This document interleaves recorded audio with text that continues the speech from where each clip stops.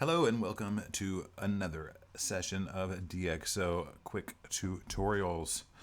Well, today we have a nice little picture of, it looks like the Santa Barbara Courthouse while I was in Santa Barbara visiting. Nice little town, actually a beautiful, very beautiful town, beautiful beaches.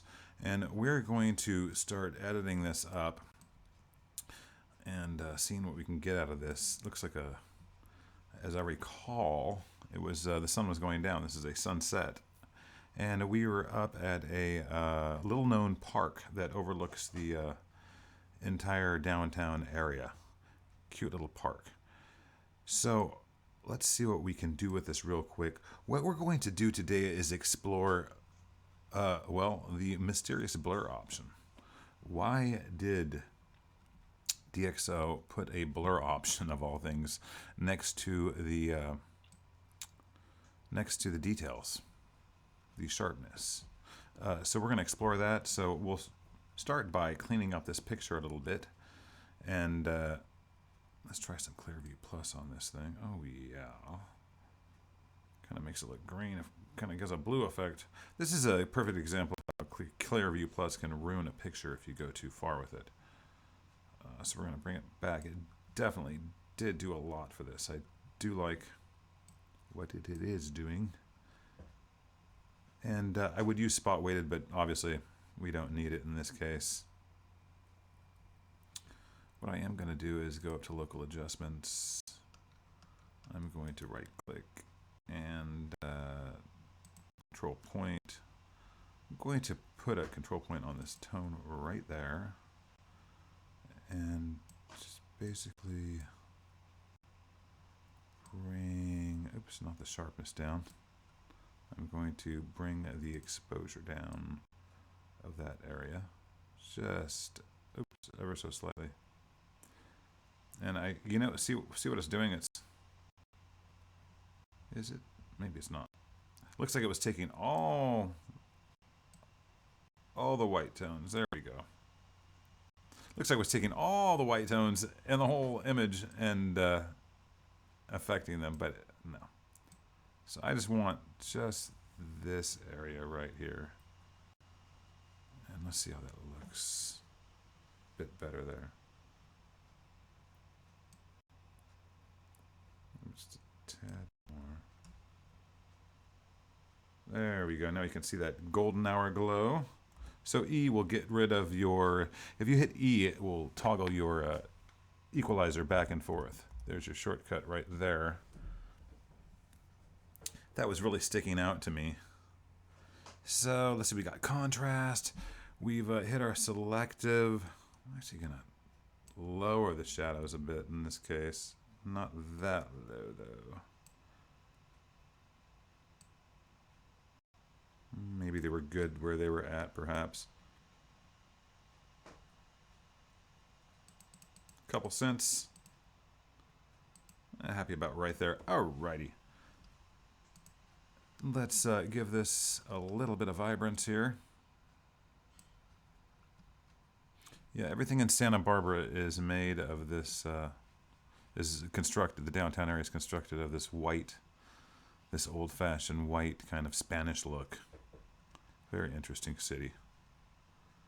What do you think of the temperature? I might warm that up just a tad.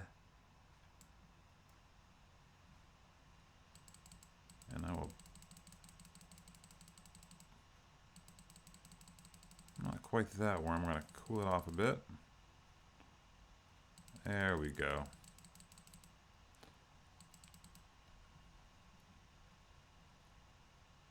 Oops.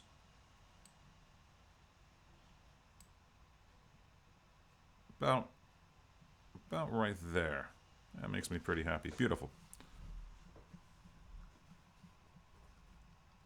So we'll just get out of local adjustments really quick so I don't risk clicking something somewhere. Let's give it some global sharpness and bring out some details. All those little tiles on the roof. And just kick that sharpness up. Bring all those little buildings out.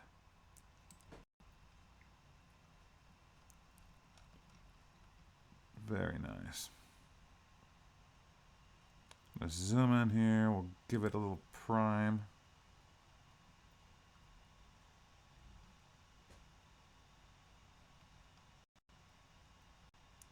And I'm going to back out.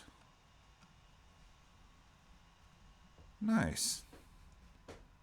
Alrighty. I'm not going to crop it because we're going to save it here. What we're going to do is we're going to stay in the light mode. We're going to, doesn't really matter actually what mode you're in. We're just going to go to local adjustments, however.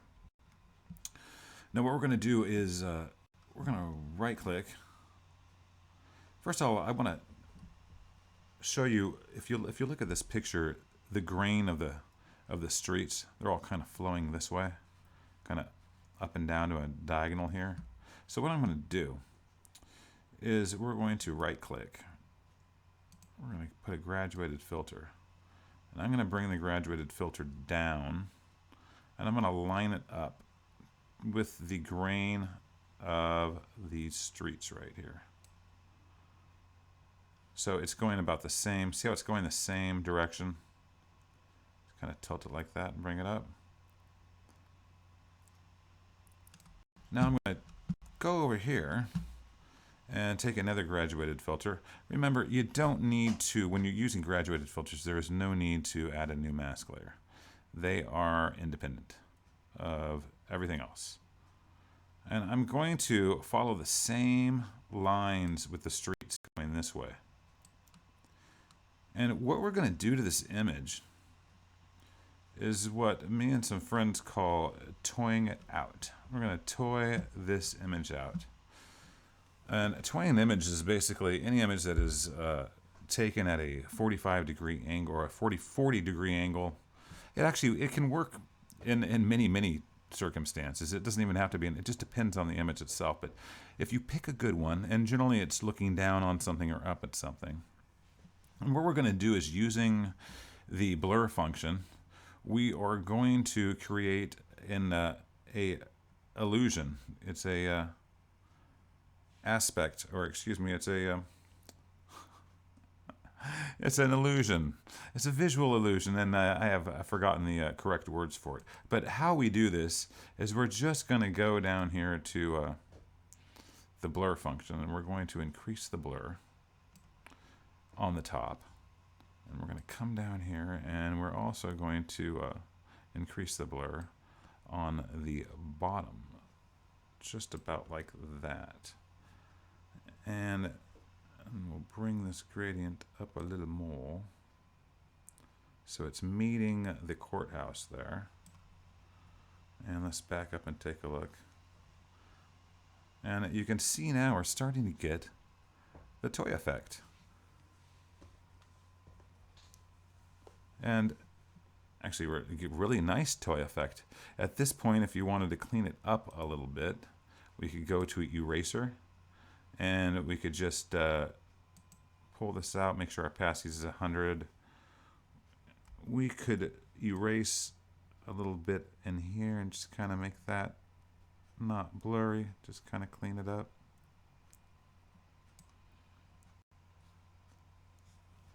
And there you have it. Using DxO BLUR,